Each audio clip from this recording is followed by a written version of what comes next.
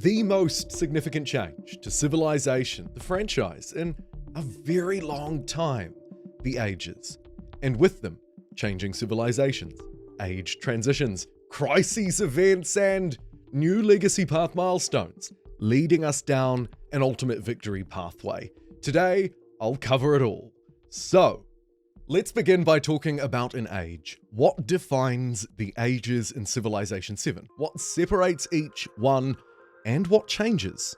Let's begin by what changes through the ages. Of course, the Antiquity age is where you'll begin, then the Exploration age, and finally, the Modern age. Those are the three ages you'll always play through. Each age will present its own civics, policies, as well as technology tree. These will be age-specific.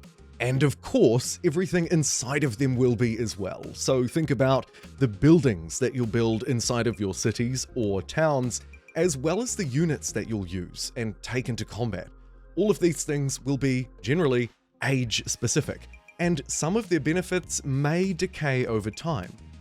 Units, of course, generally age-specific, and that means combat will be somewhat age-specific as well, except around the edges between those age transitions, which we'll get to in a moment. The playable map area as well as game systems will change, like new commanders in each age. And crucially, most importantly, how long is an age? How long do I have to use and experience all of this stuff? Well, here's the timeline for an age. Again, we'll discuss this in a moment, but Firaxis have confirmed that it'll be about 150 to 200 turns, and those last ones will have that crisis event. Your leader will remain consistent throughout all ages in Civilization 7. This is important, you might already know it, but I thought it was important to really stress that here. Your leader stays the same. In fact, they can change a little bit through the ages as you add attributes, these upgrades to your leader across a huge variety of categories, from governing to military and everything in between. What about changing ages then? What happens when we move through from one to another? Let's talk about that crucial period in an age's life, the age transition. Specifically, largely focusing on the first one. The Antiquity age comes to an end, and the Exploration age, the age of the seas, begins. During this phase, you will change civilization. Your leader will stay the same, but your civ will change. You will, of course, ultimately play as three different civilizations, largely often tied to history, but not always, for you can forge your own path in Civ 7. More on that in a moment, but firstly, before you make that decision, you'll have to face a crisis event. The crisis event from the first age, and all ages, in fact, will be represented on that timeline that we were talking about before. Generally speaking, maybe 25, 30-ish turns out of the 150 on standard speed. The first crisis is about essentially a whole load of independent people, barbarians essentially, rise up on the map. And also, you'll have to assign some negative policies to go along with that very real on-map event. So there's both in-game things playing out, as well as these crises policies that you'll have to apply.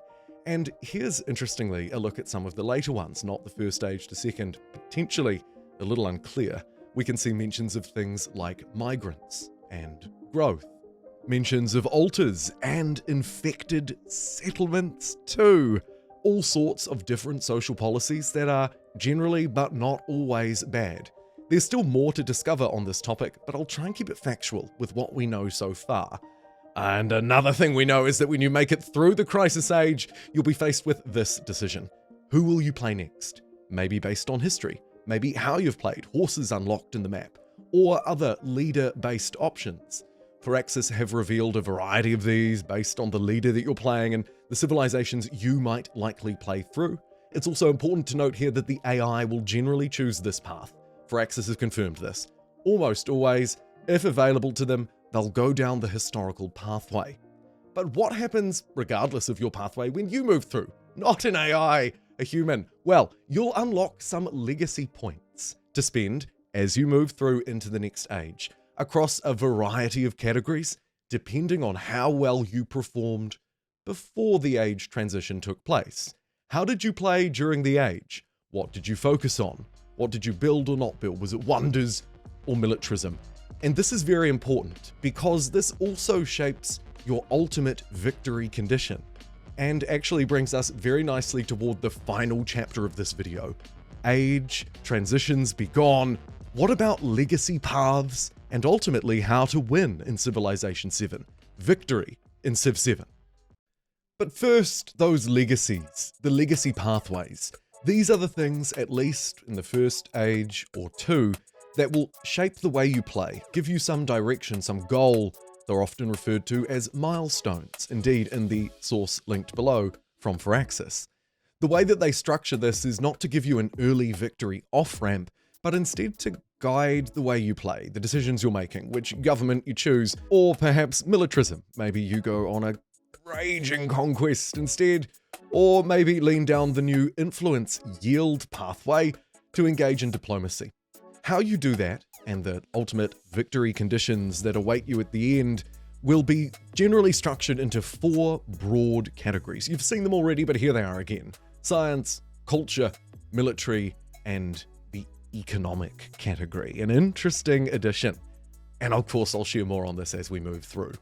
In an early age 1 for example, will generally be the focus, of course, the Antiquity. You can see that the objectives are laid out across these 4 categories and displayed generally as legacy paths. The culture path has a focus on wonders and ultimately tries to get you to build 7 of them to reach that final ultimate golden age reward. And each of these phases down the bottom here, now we're looking at science, for example, ultimately provides you with more legacy points to spend. Those points we were talking about before. It also progresses the age, the speed within which the age takes place.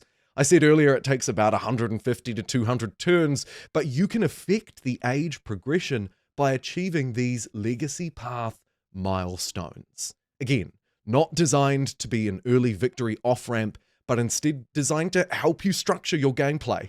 And now, as we've also discussed, speed up the ages. Let's take a look at one of them, the economic path in the first age, the Antiquity age. It's important to note that this one is really focused around resources, and resources were recently revealed in a short on the Civilization channel. Their effects are really interesting. It's not just basic money making. You've got things like extra food or increased culture across the board. And connecting these, either with your own cities or through trade, is how you'll fuel this economic legacy pathway to assign resources to your settlements.